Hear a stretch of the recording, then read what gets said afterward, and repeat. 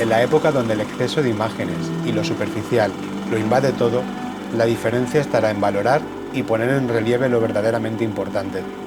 Legados cumple exactamente este objetivo: contar a través de las imágenes tu pasado y presente y el de tu familia.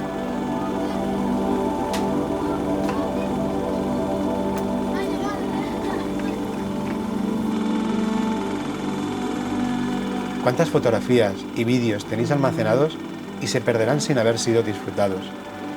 Legados Ayer nace con la intención de recopilar y dar sentido a todo ese material audiovisual, digital y analógico, con el fin de que tu historia y la de tu familia trascienda.